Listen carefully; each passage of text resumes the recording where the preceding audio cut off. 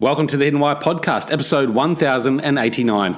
My interview with Gerald Leonard, and we're discussing his new book, A Symphony of Choices. Please enjoy. Hey, Gerald, welcome to the Hidden Why podcast. Great to have you here today. Hey, thank you so much. I'm really happy to be here. Yes, on the dawn of your book launch, new book coming out. The book's coming out next week. It's coming out on August 1st. Yes, next week, August 1st. And I'm really excited about it. It was a team effort, and it's really teaching some concepts from a course that I wrote, and I wanted to be accessible so that people would engage with the content and really glean the stories and insights. So I worked with a really good fiction writer, and we made it into a business novel. One of my fondest books that I've ever read is called The Goal by Goldratt. And I remember listening to that, and exciting too, it's going to be an audiobook. And so I'm really excited to hear the audiobook of my book. But so you're going to self-narrate that? I'm passionate about it. Say it again? Are you going to narrate the book yourself? No, it was John Wiley and Sons published the book. So they're one of the largest business book publishers. So they contracted with a audiobook company out in Europe. And so I'm hoping that it's not just a single narration, but it's more of it's kind of like The Goal, where it's more of a character-based narration, because I think that really brings a story to life and allows people to really gain access to a lot of the lessons in the book, but still making it really accessible. Obviously Ted Lasso was a big inspiration too, because if you think about the Ted Lasso show, it's really a lot of business lessons about leadership and so on, but it was an intriguing story because a lot of the drama and just the storyline and the characters that made up the episode. So I actually watched every one. Who was The Goal written by? The book you like? Just so we note that. I'm sorry, can you repeat that one again? The Goal, that book you like. Oh, Elliot Goldratt. He's passed away. His son Rami Goldratt is the CEO of his company now, but Elliot Goldratt, he was a physicist, and he identified this concept called the theory of constraints, and it's simple, but it's very complex, obviously, because it's based on physics. But he would go to businesses and supply chains and really teach them how to identify bottlenecks within their organization, bottlenecks around sales, bottlenecks around marketing, bottlenecks around production. And then he would show them how to elevate the bottleneck and then take advantage of it and then streamline the business, because any business can only go as far as the bottleneck or as fast as the bottleneck could go. And so, and obviously as a physicist and mathematician, he broke it all down into formulas and things, but he made it really accessible by creating an amazing story called The Goal. Yeah. Okay. So we'll put that on the reading list for the audience there. Yes, definitely. So tell us about your story. I mean, your book, A Symphony of Choices, and it's about leadership and decision making and management, I suppose. But it's got a unique blend of your course in life. Yeah, well, I was a classical and jazz trained musician, undergrad and graduate school, and performed in different symphony orchestras in the U.S. And also did some ministry work and then got into IT when I decided to come out of the ministry and go back into music. But at that time I was married with a couple of kids, and I didn't really want to go on the road all the time. And so I did some local symphony things, but I got into IT to help supplement the income for a lot of the music things that I was doing. And I fell in love with it. And I was able to do both throughout my career. I was able to play locally wherever I lived, in New York and the DC area. Now I'm down in the Spanish Fort, Alabama, in the United States, near the Gulf of Mexico. And I was able to do both of those. And when you're doing both, you go to a music rehearsal and, you're whether it's a classical gig and you're working with an orchestra or a chamber group, or you're doing a show, or you're doing something with a jazz ensemble, you're connecting with the musicians. Everybody's bringing their expertise to the table, and you have the bigger picture in mind of what you're trying to create. Mm-hmm. And what I found was, as a consultant, going into companies, Fortune 500 companies, departments of defense in the United States, state and federal agencies, that teams that were excellent and really performed well, it was like being in a band.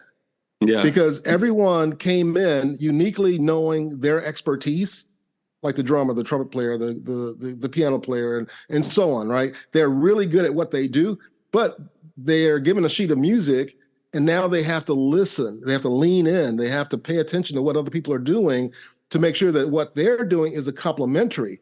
And I found that the best business teams out there are like musicians. Each one of them is an artist in their own right. But when they come together, they tend to lean in. Mm-hmm. They do a lot more listening. They submit their skill set to the overall team skill set to really make it a great performance, if you will. And so by watching both of those happen at the same time throughout my career, it really helped me to see the correlation between the two. So all of my books are around, use music as a metaphor and really teach some of the principles around the team play, whether it's culture, whether it's high-performing teams, or with A Symphony of Choices, decision-making, workplace engagement, and project management, and getting things done and productivity. Also, career changing. So you're a CEO of 2 companies, right? Say it again? You're a CEO of 2 companies? Yes, I'm the CEO of 2 companies. Yeah. My companies are Turnberry Premiere. It is a IT consulting firm. We do a lot of work around AI and automation, fintech, financial technologies, cloud computing, and things like that, as well as the project program, portfolio management, and productivity things. And then I have another company called Productivity Intelligence Institute, where I delve into the concepts and write through my books, my courses, and other podcasts and other materials and trainings that I offer. It's based on neuroscience and productivity, because a lot of people think that productivity is just getting more and more and more and more done, and that's not the case. Productivity is getting the right things done, even if you have to cut back on what you're doing. But to do that, it really requires you to be more productive intelligently or smart. So what's the neuroscience component of that, of productivity? Well, the neuroscience component of it really stems from, and I have to share this story, it really stems from my having had a major bout with vertigo in 2018. Now, before then, my son, when he was born with ADD, or they classified him as ADD when he was in high school or elementary. And so I started doing a lot of reading on neuroscience myself, just to understand what was going on with him. Well, that came into play when I was putting together my TEDx, which was called What If Practices Performance and Neuroscience of Music. And 6 weeks before that TEDx, I had this major bout. I was rushed to the hospital. The doctors had to give me a shot because the vertigo wouldn't stop by itself. I was in the hospital for a day and a half. When I got home, I was in bed for a week. Couldn't look at my laptop, couldn't look at television, felt like I had a concussion. Come to find out that it was inner ear or brain injury around my vestibular system, and it wiped out my ability to walk. And laying in bed for that week, thinking about music and thinking about my talk and saying, how am I going to do this? I realized that, a lot of the research I had read said that as a musician, as you're playing music, it activates the brain in such a way that the brain will work around any damage. Yeah. So I said, well, what do I have to do? What do I have to lose? I'm laying here in bed, and it's not going to get any better if I don't do anything about it.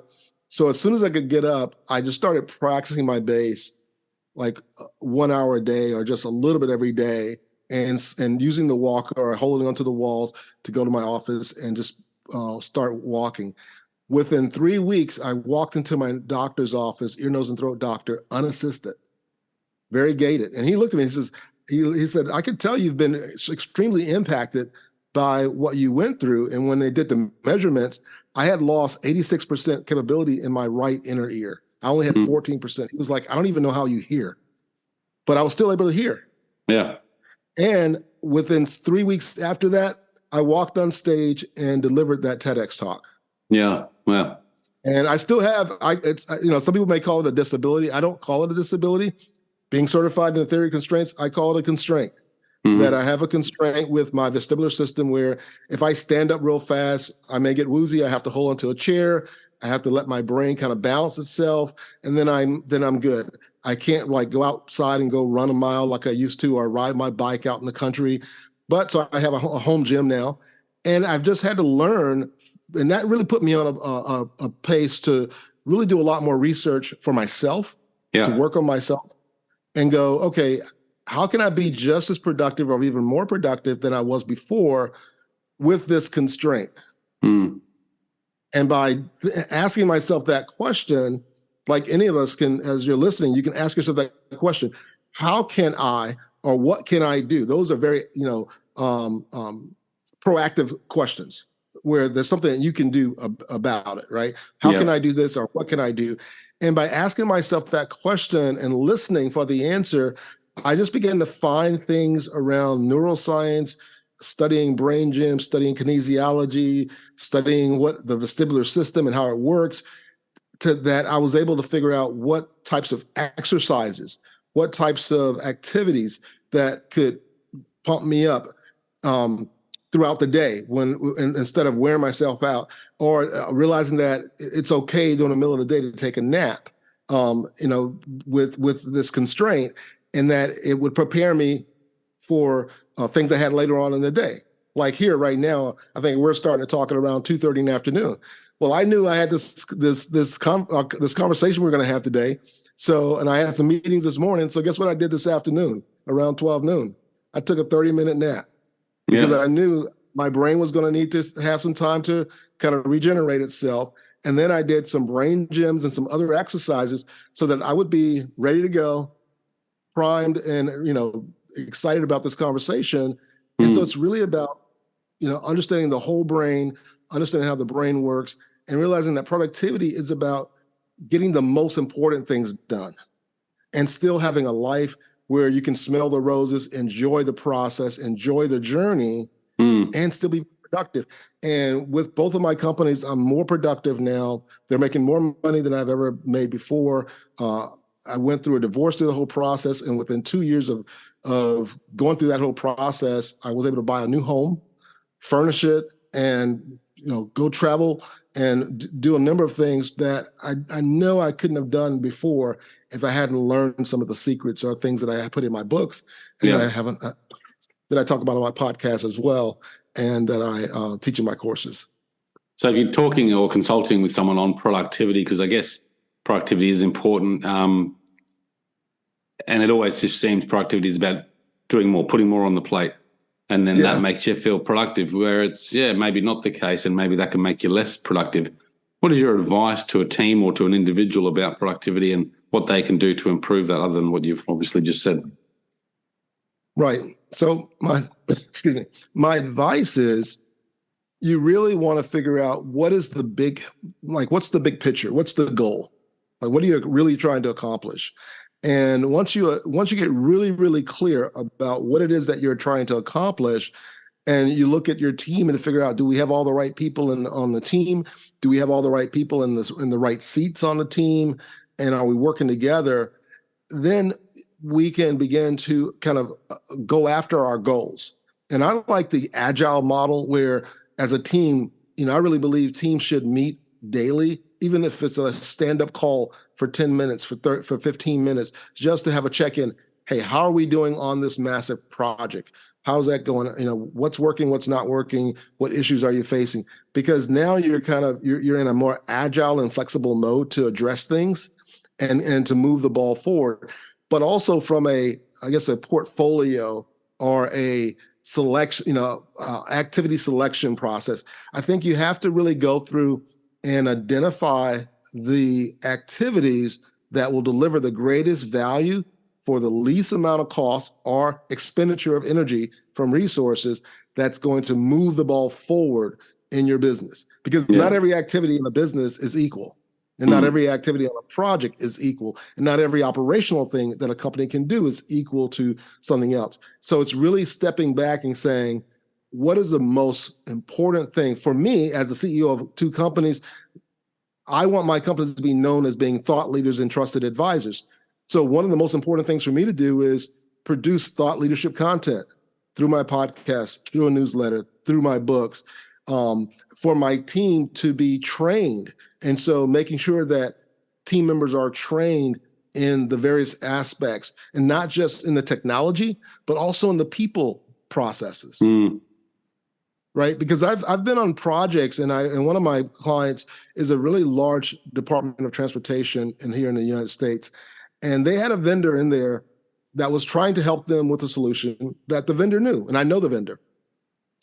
And they were really good from a technology standpoint. They knew how to build a solution. They knew how to stand it up. They knew how to make it work. What they were really bad at was they didn't take into consideration the people out in the, I would say, in the balcony seats of an organization, right? Because you go to, you think, again, this is my perspective as a musician. When I go to a concert, if I'm playing in a concert, we want to think about the people in the front row, and normally those are the people in the meeting with us. Yeah. Right? Those are the people who wrote the check, and they're in the room with us. But there's another audience, and that audience is the audience that's further out, that you really can't see their faces. You see the body of people, but you can't really see each individual face. Then you got the balcony, and then you got the upper seats. Just think of a stadium.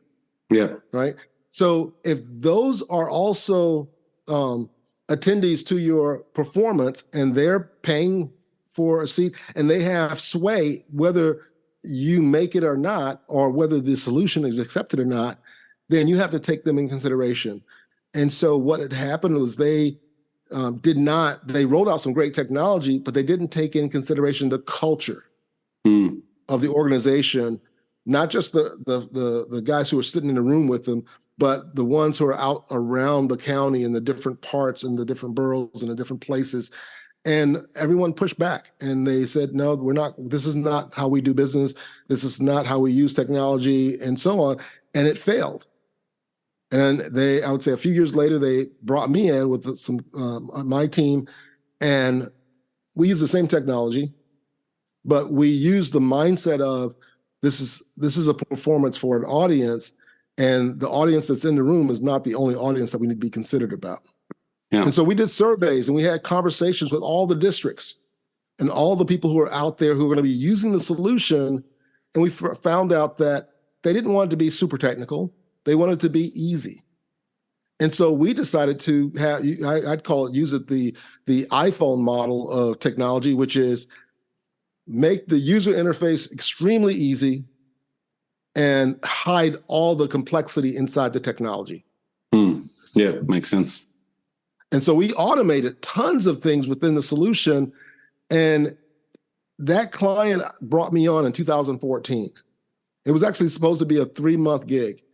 It's now 10 years, and I'm still there as in a retainer. And I'm one of their trusted advisors. And when they brought me in, they were dealing with 14,000 projects with a $16 billion budget. Now their budget's now gone up to $26 billion on about 8,000 or 9,000 projects. And again, it's a really large, probably the third largest in the state, but they're number 1 in the country now with road construction scheduling. And it was simply that little shift of how do you roll it out to listen. And that's what you, as a musician, that's what you are trained to do that when you first start playing as a kid, right? Yeah. Put your finger on the note, hit the note. Was that in tune? Does that sound right? Did you play it right? Is it too loud? Is it too soft? So you really learn how to listen. I imagine it's hard to listen, but when you're playing, putting that in a analogy, playing your own bass or whatever it might be, but then also listening to the other music to make sure, you're in sync or aligned. Because often it is that we listen to our own selves and our own voice in our own head and focused on what we're doing in the moment, but it's hard then to listen to everyone else going on around us and what their concerns are and problems are and how that's affecting the overall picture. Right. But here's the neat thing about musical training. And this is, from elementary to professional, making multi-million dollars, is that when you start training as a musician, And this is why I think music is so important in just general education, because this is a skill that can be taught, that you can take and use in other areas of your life and business, right? And that is the skill of working on what you're working on and playing, but then to listen to the overall performance and hear what other people are doing. And then figuring out, how do you fit in to the bigger picture? And so if you think about it, when a kid is playing music in school in a band, he has to figure out his instrument and so on. And so it doesn't sound all that great when they're young doing it, because they're not really listening. But as they get older and the music starts really sounding like music and it starts sounding really good, it starts doing that because everyone, unbeknown to themselves, is really learning to listen. They come in, they're figuring out what the big picture is of what the concert and what they're trying to accomplish. And then they listen to each other as they're performing, and they know exactly, should they be soft, should they be loud, should they, whether it's vibrato or use the bow or, whatever instrument they're playing, how they fit in. And I think that's a really important lesson that as business individuals, professionals, we have to take into consideration as well, is that, active listening is a major skill that pays like massive dividends. And it's something I try to teach in my organizations with my clients. And there's so many different exercises and things that you can do to really help an organization or group listen to each other in the beginning so that they build that into the process. What do you recommend? Any couple of tips there on that? Sure. There was one exercise I did, and I learned it from a lady named Judith Glazer.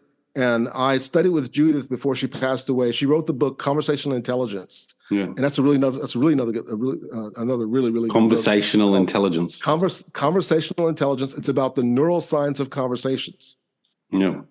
Really intriguing. So I read the book, and then I studied with her for 2 years through her program, and was mentored by her before she passed away, with a cohort of other practitioners in this space. And it's really about, how do we talk with each other? And even if we're not co-located or in the same room, but even on a Zoom call or virtual, you can tell the person's intent as you're talking to them. And you can even do it when you don't even see their face, because you can hear it in their voice. But chemically, within 0.07 seconds, we know if someone is for us or against us when we start a conversation. Right. We know if it's going to be positive or not. And so one of the exercises I did when I had a new team come together was I had I brought them into the room. I had them leave their computers at their desk, and I said, okay, I'll give everybody a sticky note. And I said, I want you to write down 7 to 8 attributes of a team that you were a part of, and that you really love being a part of that team. Like after the team broke up, you thought, man, I really love being a part of that. It was so much fun, and so on and so forth. And so they did. Yeah. And so then once everybody had a quiet time to do that, I had them then one by one go and put their sticky notes on the wall. And some would say, collaboration, integrity, candor, and just the various words.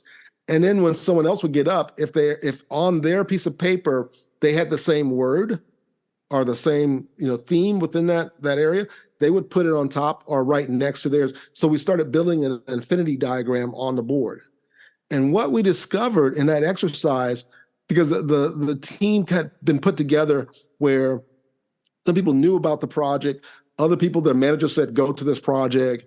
A few people heard things about the project. So it was like, it was a mix, right? And there was a different culture for the team that we were working with throughout this program.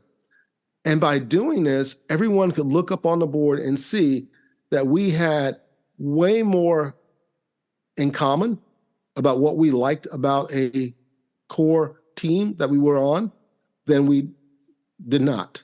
Mm-hmm. And I would say it's probably about an 80-20 or even an 85-15, to where 85% of what was put up there was a correlation with someone else in the room. Mm-hmm. And it may fit maybe like 3 or 4 items that were not. Yeah. But what was interesting was to watch everyone's response when they realized, hey, these are going to be our 6 or 7 core values that we're going to march with, but these are things that we all just wrote down that we really like in our team. And so we made those 7 things our core values, and it's called, that exercise is called the rules of engagement. And it really does amazing because it gets everyone to realize we're not so different. It gets ownership, doesn't it? And it gets everyone to start listening to each other, to be a little bit more kinder. And then that's when you can, as you're building that, that's when you can get everyone to lean in and start kind of playing well together, if you will, on the project and the effort that you're working on. But I would say the critical things is selecting the right items, that are going to deliver the greatest value, and then doing things like the rules of engagement exercise to really teach your team how to work together, and that they really, at a core level, at the core value level, which is really our behavior, have a lot more in common than not. And so, I'll go back to the book a little bit. That's kind of the lessons in the stories of A Symphony of Choices.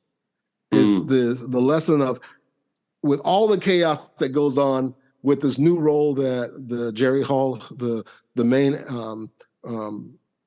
character in the book, has to deal with, he has to make sure that he works with the board to select the right things to do. And he has to then get the orchestra, the new conductor, all the members, the community, everyone engaged. And they have to do it during a time when there was also a pandemic, which we all have experienced and know how disruptive and challenging. How do you run an orchestra when you're supposed to have a concert during a pandemic? How does that work? And we talk about that and the solutions that he came up with, how they put it together, and ended up having a very successful concert season because of it. Yeah, so you put the book in a story format, right? I mean, you're very good at telling a story, which is important, I think, for ease of understanding or taking on that knowledge as well. Exactly, because a lot of times our best learning is kind of like project-based learning. Watching a good story. That's why we love. That's why we pay so much money for movies, and we love storytelling, because our brains are built for stories. Our brains really understand stories. The oldest book in the world, it's all stories, right? If you think about the Bible or any of the religious books, they're all stories. Yeah. But in that story, it's teaching a principle, it's teaching a concept, and sometimes there's some nuances that get taught that if you just try to list it out as bullet points, it would like go over your head and you wouldn't get it. But when you see the person act that way or deal with a certain difficulty situation in a certain way, you go, oh, I get it now. And so now we have our brains create the picture of the movie that we're reading about. And that's what I wanted to do, is to take the things that I'm trying to teach in a course that I developed and the material I'm trying to teach, but make it accessible where people could sit aside, sit like right next to Jerry and listen to Dr. Richardson give his advice, and then, be right next to him as he's dealing with his children or his marriage, or dealing with coworkers, or dealing with the conductor who's a prima donna, or dealing with the board who doesn't understand how much musicians, how much their education costs, or that in major orchestras, most of the instruments are are the same value as a Mercedes-Benz. Yeah, and so he had to go and teach all of those things through the process. So it wasn't just, let me get this one group to work together. It was, I got this huge organization, the board, the president, this group, that group, the musicians, and freelancers coming in. How do I get all of them to work together to have a successful concert season with all the various things we have going on and all the external and internal challenges? That's real world. And that's basically what's called project-based learning. And so that's how the book is structured, and shaped, and the story is structured. What the decision-making processes, I mean, obviously a big part of the book, how to make better decisions in a complex environment, I suppose. What are some of, maybe 2 or 3 key components of decision making you think are important to touch on for the audience? Now, one of them, it's going to sound a little technical, but it's called analytical hierarchy processing, or pairwise comparison. And what those are, okay, it sounds complicated, and in some ways it is underneath with the algorithms and everything else. But basically, it's looking at how do you make a complex decision as for, let's say, buying a new car, and you have a certain budget. You have tons of different car manufacturers out there. You have all the different things about a car. So you then say, okay, the goal is to buy a car at this budget price, within this price range. I needed to have, air conditioning. I needed to have automated windows. I needed to have, maybe a hybrid or an e-car. I need to have, service maintenance. I needed to have criteria. This and that. And so you have this various criteria, and one of the things you do is you can weigh the criteria, or just ask yourself the question: is having air conditioning more important than having a good set of tires? And that's a bad example, but you get the idea.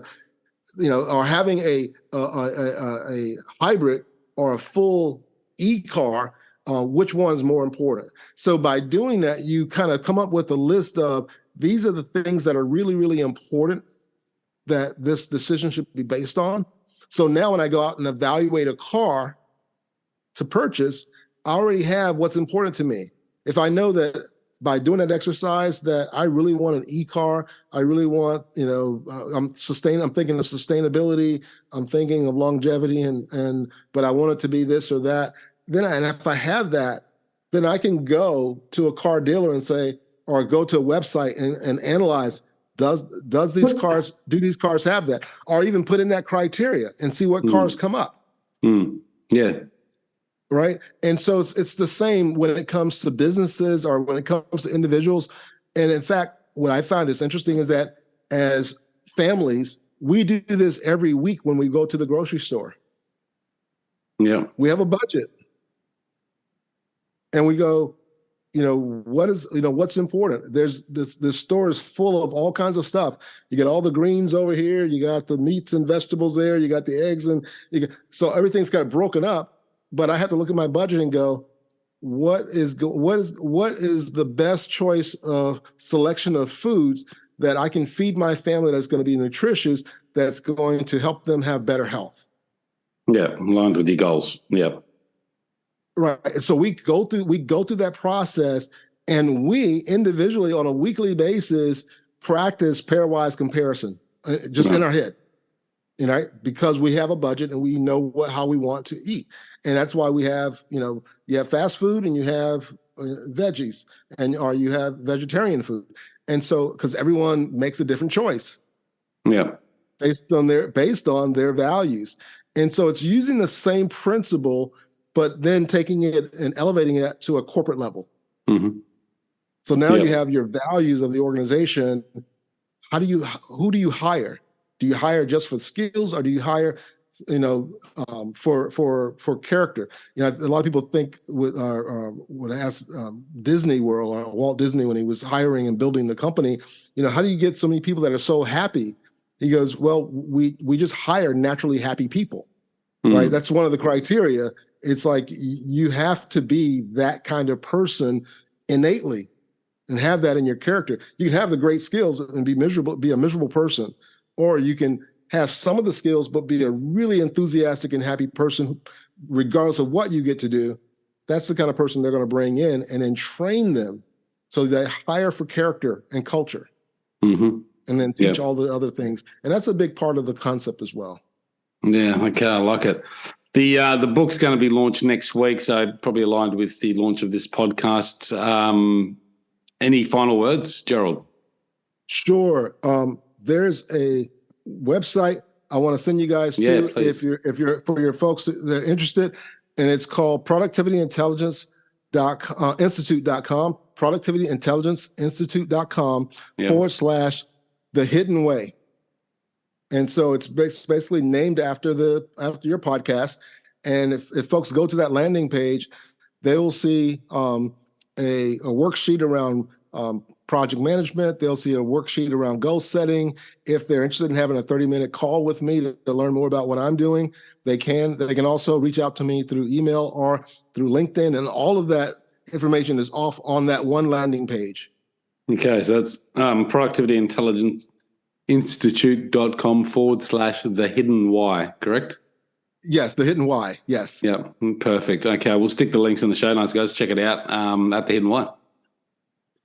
Yes, I did notice I said the hidden way, so I apologize about that, but the hidden why. Gerald, thank you for coming on the show today, mate. Pleasure to chat with you. Yeah, definitely. Same here. I really appreciate the conversation. Guys, I hope you've enjoyed it. Check it out at thehiddenwhy.com. Until next time, peace, passion, and purpose. See you soon. Awesome. Thanks, guys, for listening to this episode. I hope you enjoyed what you heard. I hope you love what you're hearing. If you like this episode, guys, or any of the episodes that you're listening to here at The Hidden Why, please do me a favor by sharing it. You can share it with your families. You can share it with your loved ones. You can do that by using your favorite social media channels, using the icons on the platform that you're listening to The Hidden Why podcast. Also, guys, if you're a fan of the show, please connect with me. Connect with me at thehiddenwhy.com. I love to hear from you. I love to converse with the people that listen to this show to find out what they enjoy, what they don't enjoy, and perhaps if they have any questions or feedback for the show as well. You can stay up to date with all that I'm releasing here, guys. I do a solo show every Monday, a 3-minute thought every Thursday. I do 2 interviews a week on a Wednesday and a Saturday, and a book review every Friday. You can stay up to date with all that by subscribing to my newsletter at thehiddenwhy.com. Just enter your email address there, and also subscribing to the podcast on the platform that you choose to listen to your podcasts. You can also support the show, guys, by using the Amazon links at thehiddenwhy.com. So if you like books, you can get all the books that I review there, and anything else really that you like to purchase through Amazon. So use that link, it helps support the show. And we've also got a deal with Audible, guys. Audible is a fantastic way to listen to all your favorite books. We've got a deal with them so you can get 2 free books when you subscribe subscribe to a 30-day free trial. So check that out again at thehiddenwhy.com. Guys, that's it from me. You know what to do. Go out there, breathe more passion into every single moment. Do everything with greater purpose, and in doing so you will discover your hidden why. This is The Hidden Why. My name's Lee Martinuzzi. Until next time, peace, passion, and purpose. See you soon.